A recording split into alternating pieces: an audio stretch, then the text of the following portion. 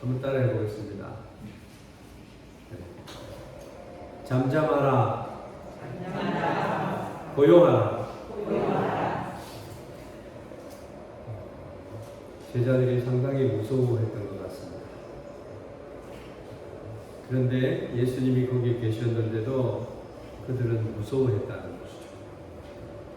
그래서 예수님께서 꾸짖는 옷으로 너희가 어찌 믿음이 없느냐 그렇게 말씀을 하셨습니다.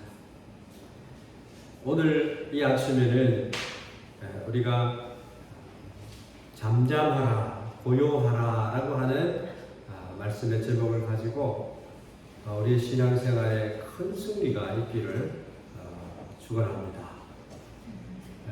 오늘 아침 읽은 이 말씀은 예수님께서 베풀어 주신 기적 중에 자연을 멈추게 한 그런 기적에 해당됩니다. 바닷가에서 예수님께서 하루 종일 씨 뿌리는 비유를 시작으로 하셔서 여러 가지 비유를 말씀하시고 천국 복음을 증거하셨습니다. 그리고 이제 해가 저물 때에 건너편으로 가자라고 말씀하셔서 가고 있는 중이었습니다. 그런데 가는 도중에 큰 광풍, 지금까지 경험해 보지도 못한 그러한 광풍을 만나게 된 것입니다. 그래서 그 물결에 의해서 타고 있던 배에 물이 가득하게 되는 것이었습니다. 이에 제자들이 예수님께서 계심을 인지하고 주무시고 계신 예수님을 깨우게 되었다는 겁니다.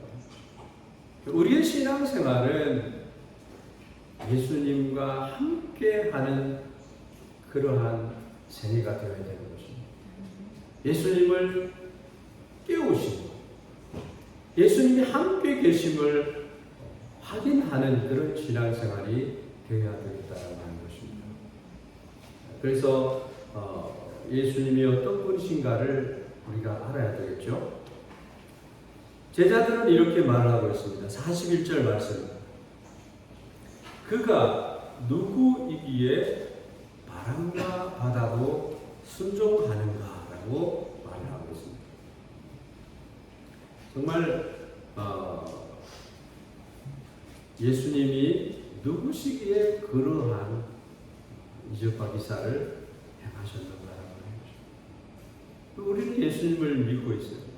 그 예수님을 우리는 어떻게 믿고 있느냐라고 하는 것입니다. 예수님은 전능하신 하나님이다라고 하는 것입니다. 창조의 하나님이시다. 그리고 이 창조하신 이 자연 우주를 다스리시고 섭리하고 계신 분이다. 믿으십니까?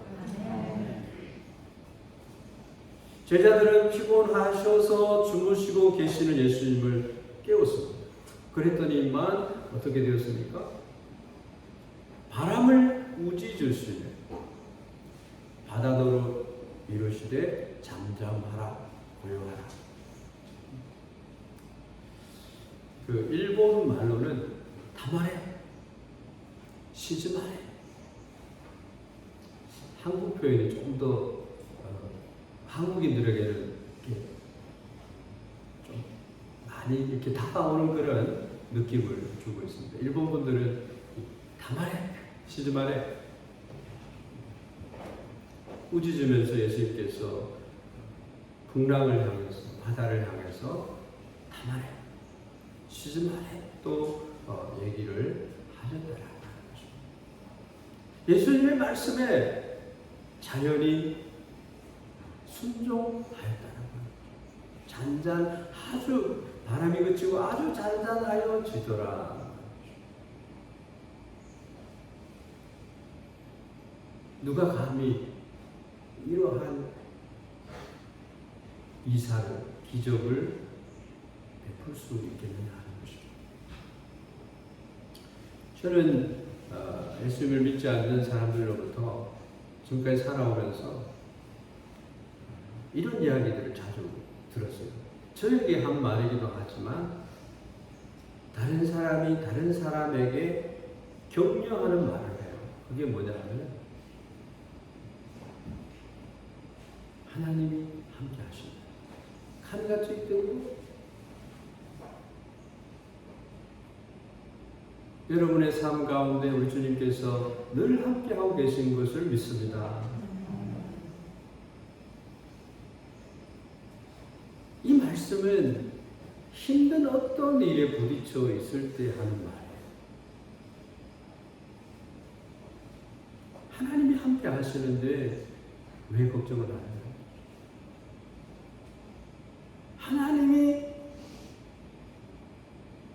천군천사를 동원해서 함께 하실 수 있는 분이시다. 하나님은 전능하셔서 능력으로 우리에게 우리의 소원을 이루어 주실 수 있는 분이다.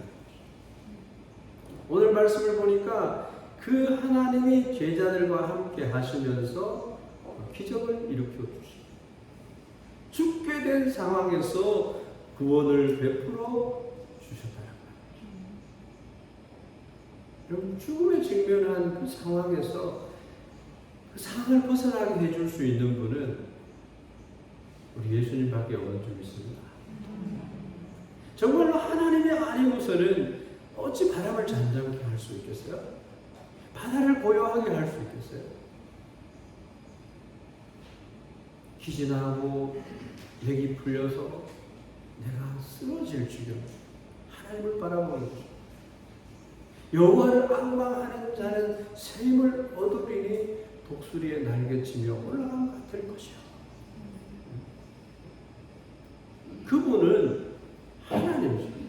예수님은 하나님이죠.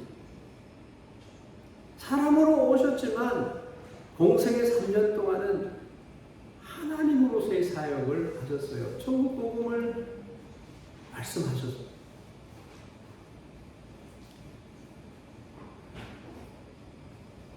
가르치시고 치유를 베풀어 주시고 예수님이 치유를 베풀어 주셔서 치유되지 않는 사람이 없었어요.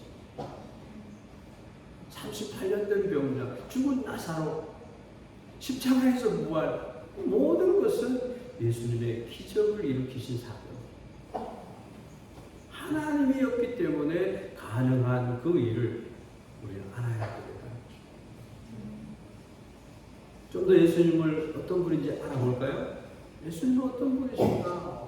첫째로 예수님은 어떤 분이었는가?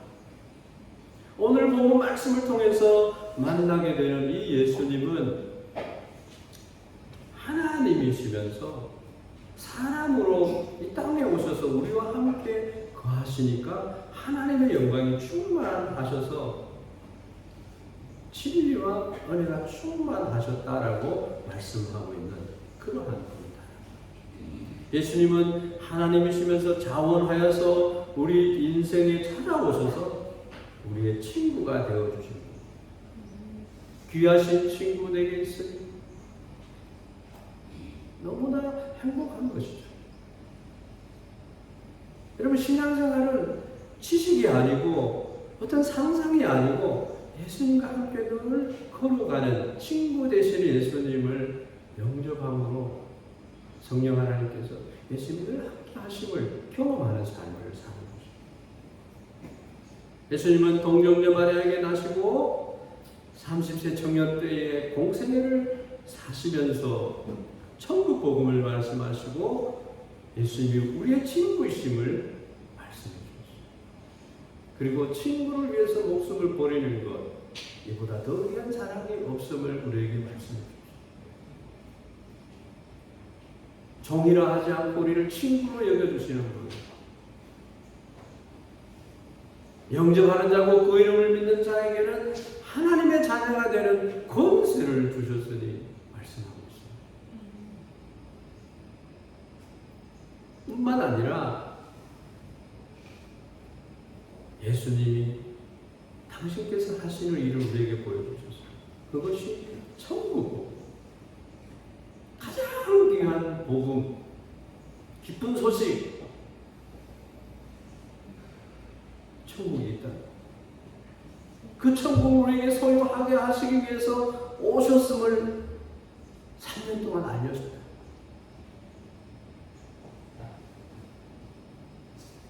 가르치셨어요. 치유의 사역을 하십니다.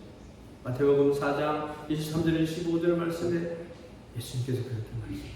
그 사역을 말씀하셨어요. 이사야 선지자는 700년 전에 예수님은 이러한 분으로 우리에게 오심을 얘기를 했는데요.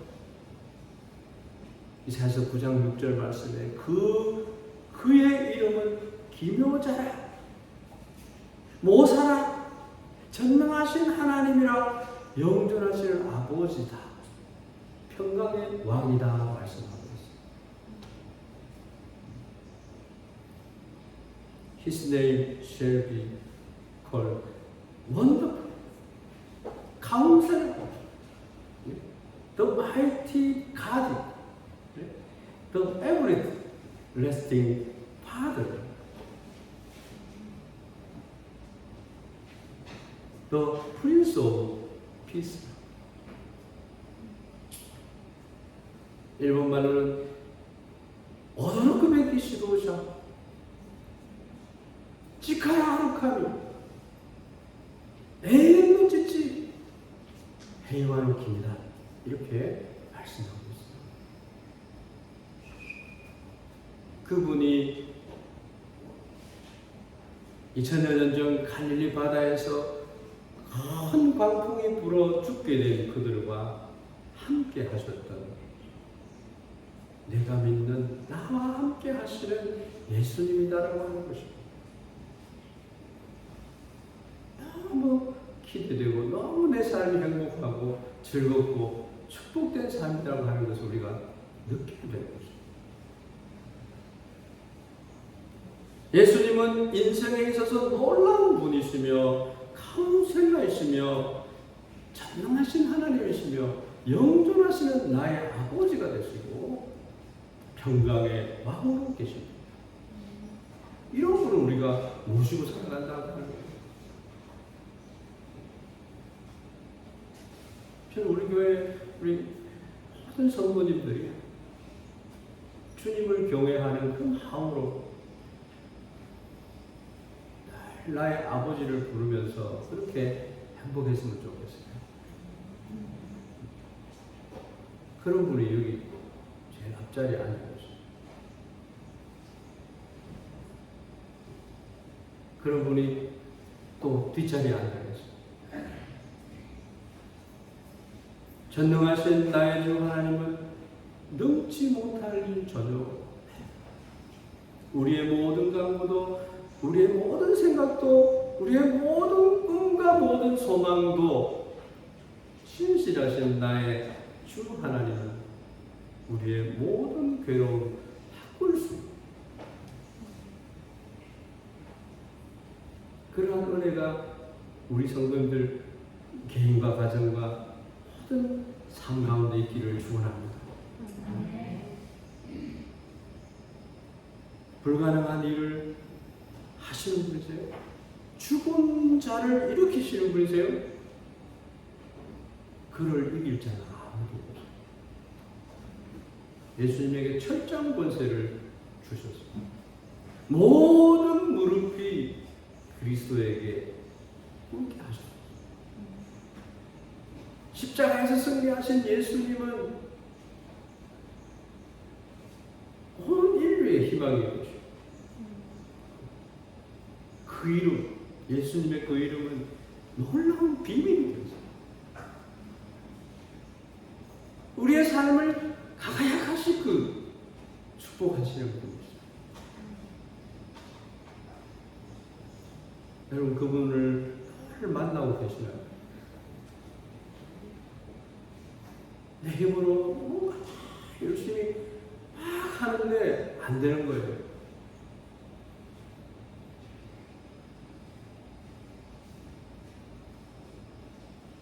예수님께 가져 나와야 됩니다. 주의 말씀 의지하여 깊은 곳에 그분을 던져 오늘 그가 놀라운 일을 이루시는 것을 하나님이 하신다고. 주의 말씀 의지하여 믿음으로 금을 던져 믿는 자에게 능치 못하며 하나님을 믿으세요. 하나님은 우리의 작은 수고와 노력을 가지고 크게 사용하시는 분이시다. 자기 자신의 안 되는 그 자기 자신의 그 모습을 보지 마시고 내게 능력 주시는 자 안에서 내가 모든 것을 할 수 있느라고 하는 그런 믿음으로 살아가. 나의 아버지, 육신의 아버지도 하나님이 우리를 사랑하시거늘 하나님이 우리를 사랑하지 않겠느냐. 언제나 강물 같은 주의 은혜로 내 영혼을 새롭게 빛는 창조의 하나님이 나야. 지치고 상한 마음 싸매주시고 품 안에 안아주시는 위로의 하나님이 나의 아버지. 아버지 품에 안겨서 흐느끼고 눈물을 흘리는 분들을 때때로 얼마나 행복한지 상상만 해도 부러울 정도로 신실하신 하나님이 나의 아버지, 실수하지 아니하는 하나님이 나의 하나님 아버지다. 민수기 6장 24절에서 26절 말씀. 복 주시기를 원하시며 복 주시고 지키시며 은혜를 주시기를 원하며 평강을 베푸시는 축복의 하나님이 나의 아버지라.仙台교회에 속한 모든 권속들이 이런 하나님 나의 아버지를 알 수 있고 그 아버지의 축복 안에서 행복할 수 있는 교회 성도님들이 다 되기를 바랍니다. 독생자 예수님을 이 땅에 보내 내 죄를 대속케 하신 구원의 하나님이 나야. 절망의 순간마다 찾아오셔서 능력의 손으로 일하시는 기적의 하나님이 나야.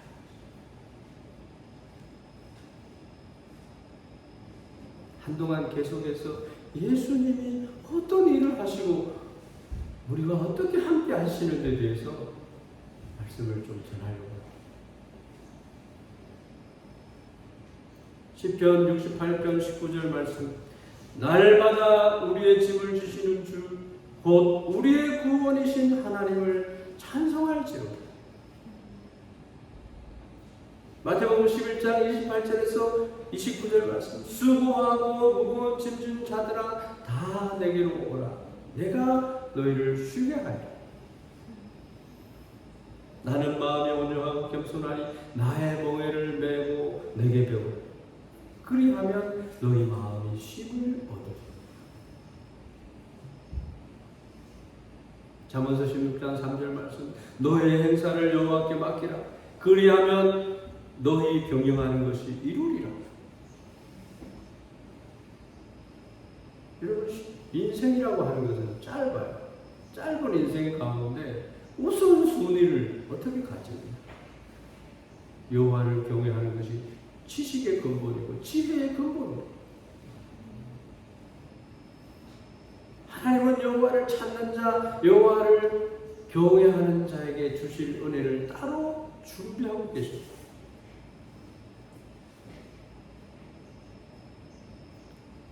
저도 그 말씀을 읽는 순간에 내가 하나님을 정말 사랑하고 사모하고 있는지,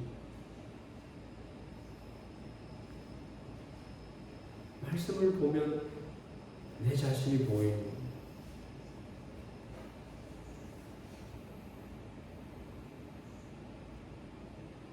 예수님 그러한 분이에요.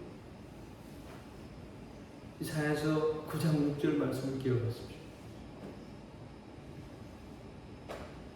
두 번째로는 우리의 삶에 임마누엘 하시는 전능하신 하나님을 믿으라. 믿음이 얼마나 큰 축복인지 몰라요. 믿음의 부요한 자가 되라는, 믿음의 은사를 받으라는 거예요. 어떤 사람은요, 하나님을 믿으려고 그렇게 애를 써도요, 안 믿어져서 못 믿다는 거예요. 자기 가슴을 치면서 나도 믿고 싶다는 거예요. 하나님이 계신 것과 그가 나를 사랑하시는 것, 나에게 상을 주시는 계심을 믿어야 하죠.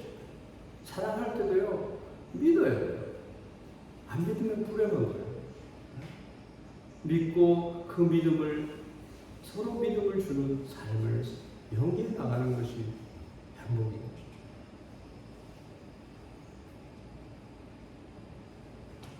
모든 사람이 세 가지 유형에 속하는 사람들이에요. 첫째는 사람은요, 환경지향적인 인간이 있다는 거예요.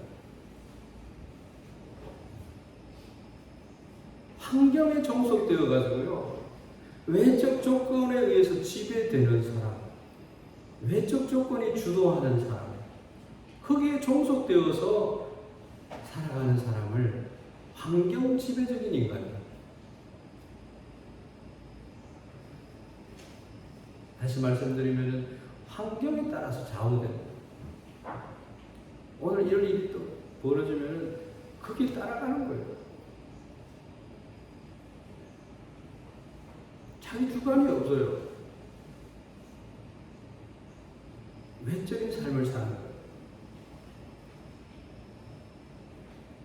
그래서 그쪽으로 기울어져서 늘 자기 중심이 없어요. 자기도 자기 자신을 몰라요. 자기가 벌써 습관화가 되고 자기 문화화가 되고 성품이 그렇게 만들어졌고 체질화가 되어가지고요, 자기가 어디에 서 있는지도 분간을 못해요. 그래서 행복과 불행, 이것을 자기 자신에게서 찾지 못하고 늘 환경에 따라가서 찾아요. 다른 사람들로부터 찾아요. 그래서 누가 나를 좀 칭찬해주면 막 기분이 좋아지고, 조금 듣기 싫은 말을 하면요, 기가 죽어가지고 우울해져요. 그런 사람은 기쁨도 슬픔도 자기 것이 아니에요. 남에게서 항상 빌려오고, 웃는 사람이 있으면 자기도 그냥 웃고, 우는 사람이 있으면 자기도 울고, 칭찬을 들으면 자기도 기분이 좋아서 말을 하고 이렇게 하지만 말도 못하는 사람도 있어요. 때때로는 비판을 받고 미움을 받으면은 자기도 안절부절 못해서 그게 너무 이기지를 못해가지고 하는 사람이 있어요. 완전히 주변 환경에 따라서 내가 좌우되고 종속되고 끌려가면서 그렇게 살아가. 그런 사람이 많아요.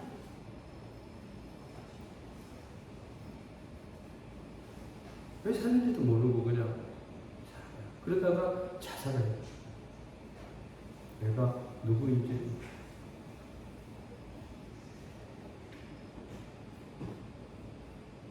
있으면 행복하고 없으면 불행하고, 없어도요, 일체 비결을 배워서 절대로 오뚜기처럼 서서 넘어지지 않는 그런 글성이 되어요. 이런 사람은 철저하게 환경지향적인 그런 분들이 있다는 거예요. 그래서 다른 사람들의 평판이라는 것이요, 사실은 그렇게 중요한 것이 아니에요. 나 자신이 중요하고요, 내 진실이 중요한데도 불구하고 다른 사람의 평판에 따라서 얻고 울고 죽고 사는 것을 가지고 있는 사람. 여기 있는 분들 그런 사람 한 사람도 없어요. 이따 하더라도 오늘부터 잠잠하라, 고요하라 하는 예수님과 함께 일어설 줄로 믿습니다. 또 어떤 사람이 있냐 하면은 자기 지식과 자기 경험과 조금 지향적인 인간입니다. 그냥 사람이 여기 있다고 해서 다 똑같은 사람이 아니에요. 어떤 세계관을 가지고 있느냐가 중요합니다. 다시 말하면 자기가 기준이 되고 자기 중심이 되고 자기에 의해서 세상을 보고 판단하고 자기가 주도한다는 거예요. 포스트 모더니즘 시대, 이 시대가 그런 시대예요. 그런데 군중 속에 고독을 느끼고요. 평화가 없고요. 불안하고 미래가 어떻게 될지를 공포 가운데 두려워하고 살아요. 그렇지 않겠어요?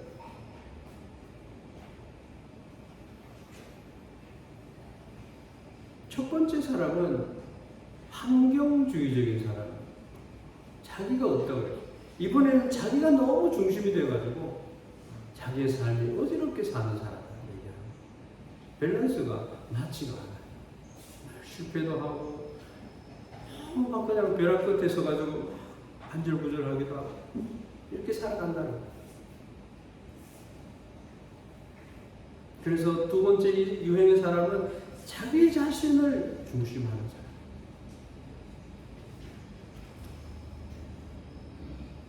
그래서 경험하지 않는 일에 대해서는 관심이 별로 없어요. 자기 틀에, 자기 범주에 갇혀서 더 많은 좋은 것이 있음에도 그것을 누리지 못하는 삶을 살아요. 실제로는 그렇지 않지만 자기가 생각하는 그 범주 안에서만 매여 사는 거예요. 우물한 개구리처럼 사는 거예요.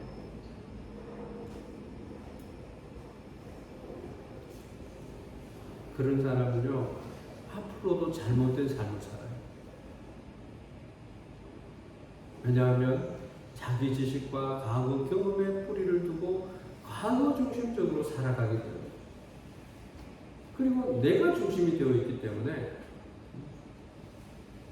내가 못하는 건 다 못하는 거예요. 위련한 생각이다 그러고. 물론 유능하고 정말 그 사람이 많은 사람에게 영향력을 끼치는 그런 인생을 사는 사람이 있어요. 그 사람에게 물어보세요. 자기가 가진 그 삶이 정말 최고의 삶이라고 할 수 있는지. 늘 부족하다라고 하는 결론을 도출해낼 것입니다. 여러분, 이번 수양회 어떠셨어요? 앞으로는 또 어떻게 해야 돼요? 내가 생각하는 만큼, 내가 가진 믿음만큼 우리가 카타르 말했다고 생각을 하지 않나요?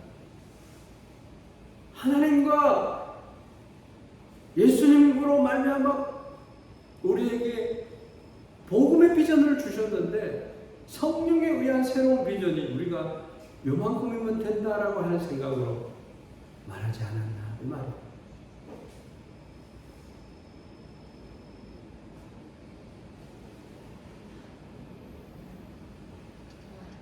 오늘 공중기도를 하시는 권사님께서 성공적인 비전 수양회를 주셔서 감사하다고 하나님께 감사드렸습니다.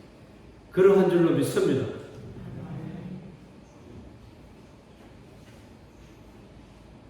오늘 본문 말씀이 우리에게 말하는 게, 시사하는 게 있어요. 갈릴리 바다를 건너가고 있는 몇 척의 배가 있었죠. 그 중에 제자들과 예수님이 탄 배가 있었고요. 그 중에 갈릴리 어부 출신이었던 베드로, 안드레, 야고보, 요한이 그 가운데 있었어요. 여러 가지 말을 했을 것입니다. 왜냐하면 그 바다에, 갈릴리 바다에 있어서 적어도 내노라 하는 사람들이었기 때문에 익숙한 사람들, 갈릴리 출신의 어부였으니까 갈릴리 바다에 대해서는 적어도 지식과 경험이 풍부했어요.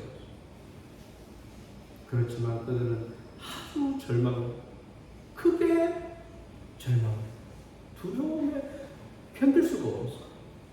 죽게 되었다. 우리가 죽게 되었는데 당신은 거기에서 죽으십니까? 이렇게 얘기를 합니다. 근데 예수님은 어부도 아니세요. 목수의 일을 하셨어요. 예수님은 전지전능하신 분인 줄 믿습니다.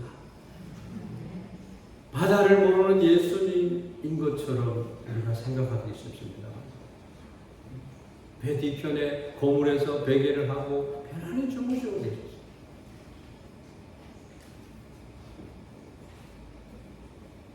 제자들이 가지고 있었던 자기의 한계가 부딪힌 거예요.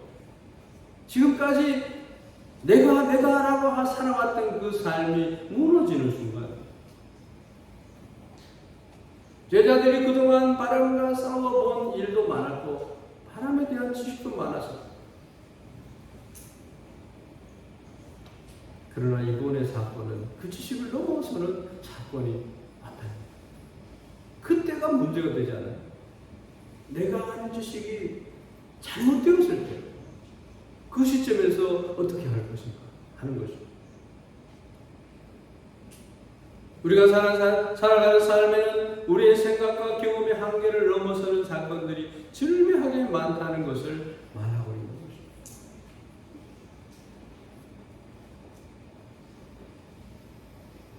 제자들은 그 강풍은 경험하지 못했던 것입니다. 그래서 손을 놨어요.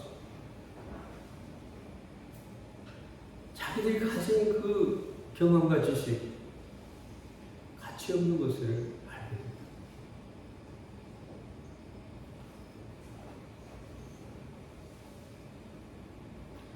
내 지식, 내 경험 안에서 용기를 내기도 하지만 절망을 하기도 한다. 하나님 앞에서 하나님의 지혜를 구하고 하나님의 도움으로 광야 생활을 살아가는 것입니다. 바다 위에서 살아가는 그러한 우리의 배의 키를 예수님에게 맡겨드려야 돼요. 인간의 지혜와 경험과 지식으로 살아갈 수 없는 곳이 광야인 것입니다. 하나님이 만나와 메추라기를 보내주시고 구름과 불기둥으로 인도하지 않으면 살아갈 수 없는 것이죠. 그것이 우리가 지금 살고 있는 이 세상이라는 것이죠. 이 세상에 근심된 일이 많고 평안을 느낄 수 없는 때가 많고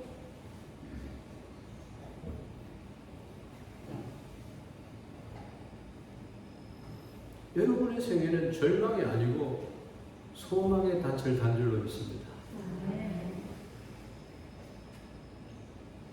이대로 가면 내가 죽는다. 내 지식과 경험으로 말미암아 내가 망하게 오라. 나는 바울이 그랬잖아요. 자기가 최고의 석학이라고 율법에 대해서는 가말리엘 문화에서 배웠던 최고의 권위를 가졌던 그런 석학이 배설물처럼 다 버렸어. 그리스도의 십자가 외에는 내가 자랑할 것을 찾지 못했다고 고백을 하는 거예요. 늘 부족하죠. 왼쪽으로 세상적으로 자꾸 넘어져요. 그런데 오늘 말씀을 통해서 다시금 예수님 안에서 하나님과 함께 걷는 그런 말씀과 함께 걷는 생애가 되어질 줄로 믿습니다. 인간을 불행하게 만드는 것은 이 잘못된 지식 때문입니다. 그로 인해서 오는 두려움이 엄청나다는 거죠. 그로 인해서 인간은 불행하게 됩니다. 그런 사람 저는 참 많이 만나는 거예요. 변호사라고 해서 대학 총장이라고 해서 그 사람 바라볼 때요 절망이 와요. 절망이. 저 친구를 어떻게 하면 되고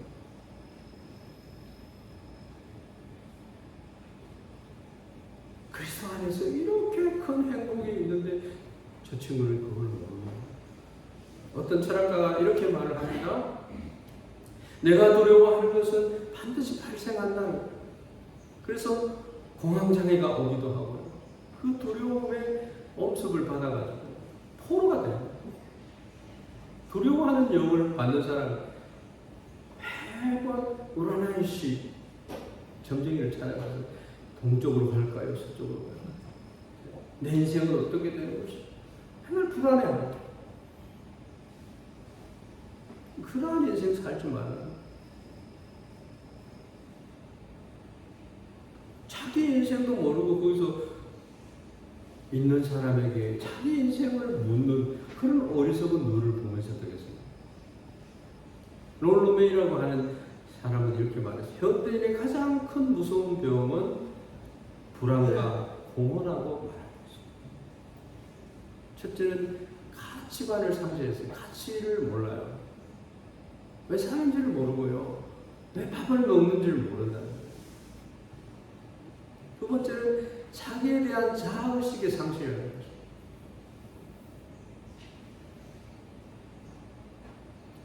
예수님이 없는 인생들은 다 자아의식이 상실되고 있어요. 그래서 조금만 두려움과 위험을 받으면요, 좌절해요.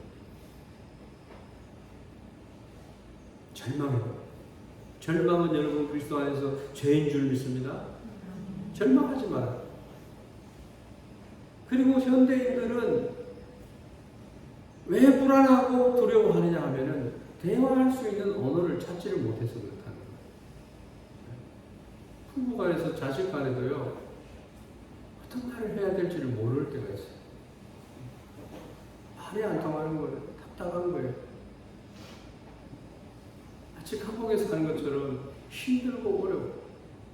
고독해지고 무능해지고 절망하게 된다.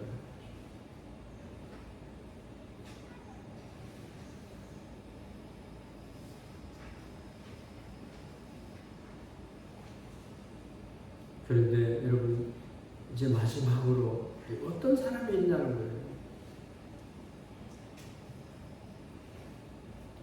사르트르 같은 사람은 무신론주의 철학자예요. 자기 마음대로 살았어요. 하이데거 같은 사람은 유실론적인 철학자예요. 하나님의 존재를 인정하는 신앙지향적인 인간이 있다는 거예요.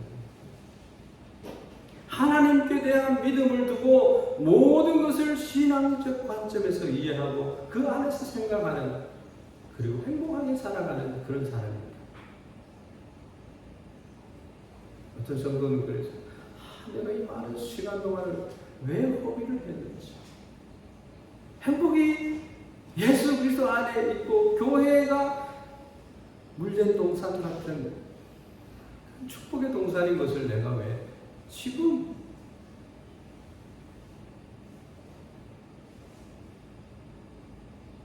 여러분, 지금이 얼마나 중요한지 아십니까?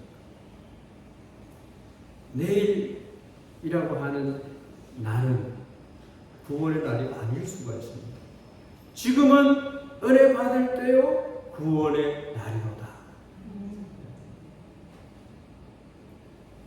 여러분, 가족을 위해서 울면서 기도해야 돼요.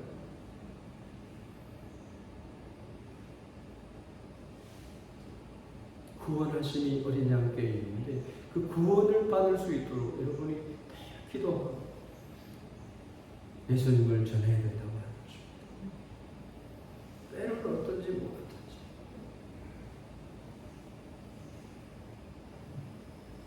제자들은 처한 상황을 알고 이제 예수님을 바라보는 신앙을 가졌다. 예수님이 거기에 계셨음에도 불구하고 한동안은 자기들의 노력으로 연결하면서 방법을 찾았다. 하나님의 아들 메시아 그리스도가 그곳에 계셨던 것을 잊고 있었다. 죽게 된 상황에서 제자들은 예수님을 배웁니다. 우리가 죽게 된 것을 돌아보지 아니하시니까.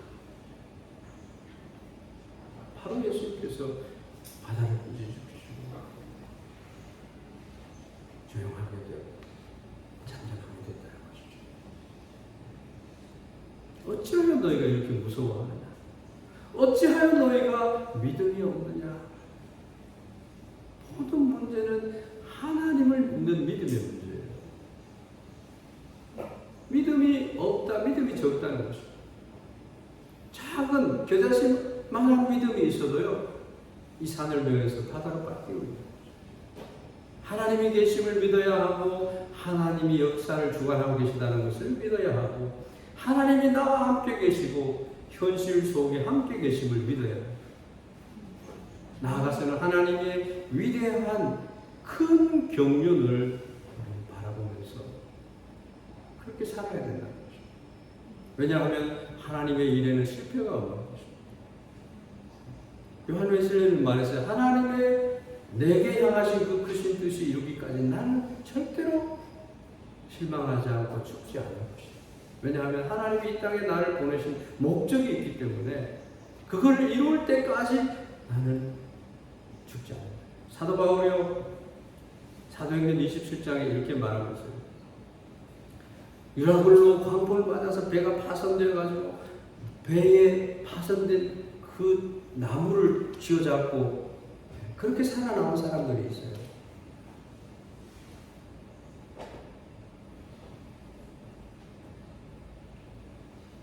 바울이 그 광풍 속에서 이렇게 얘기합니다. 사도행전 27장 22절에서 보면요, 내가 너희를 권하노니 이제는 안심하라. 너희 중 아무도 생명에는 아무런 손상이 없겠고 오직 배뿐이다. 내가 속한 바 곧 내가 섬기는 하나님의 사자가 어젯밤에 내 곁에 서서 말하되 바울아 두려워하지 말라. 내가 가이사 앞에 서야 하겠고 또 하나님께서 너와 함께 항해하는 자를 다 내게 주셨다 하였으니 그러므로 여러분이 안심하라. 나는 내게 말씀하신 그대로 되리라고 하나님을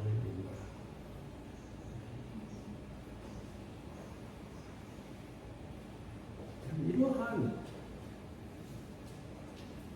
여러분 축복의 통로라고 하는 사실을 기억하시기를 바랍니다. 마지막으로 말씀드립니다. 여러분의 생애 속에 큰 광풍이 있습니까? 그것을 잠잠하게 하시고 고요하게 해주시는 주님의 축복이 있는 줄 믿습니다. 이 큰이라고 하는 광풍은요, 메가톤급이에요. 배에서 메가톤급의 광풍을 만나면 어떻게 돼요? 침몰되는 거예요. 세월호처럼 침몰될 수밖에 없어요. 제자들이 너무 놀라고 있잖아요. 예수님 바다를 꾸짖으시니까, 조용하게 만드시니까 제자들이 놀랐어요. 메가톤급으로 놀랐습니다. 큰 두려움이 그들의 마음에서 사라졌어요. 이분이 누구신가? 여러분의 생애에 예수님을 인해서 예수님이 누구신가 고백할 수 있는 은혜가 있기를 바랍니다. 마가복음 1장 25절 26절 예수께서 꾸짖어 이르시되 잠잠하고 그 사람에게서 나오라 하시니 더러운 귀신이 그 사람에게서 경련을 일으키고 큰 소리를 지르며 나오는지라. 고등학교 때 벙어리 되고 말 못하게 하는 그 벙어리 귀신이 제 친구 어머니에 들어갔어요. 말을 못해요. 구역예배를 탁 드리는데 그 귀신이 나왔어요.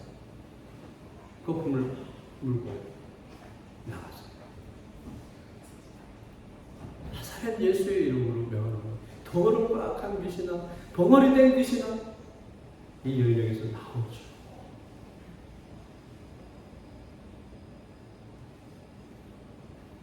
예수님의 이름에는 권세가 있는 줄 믿습니다. 여러분의 삶을 두렵게 하고 우리 교회를 어지럽게 하는 더러운 귀신은 이 교회에서 떠나갈지어다.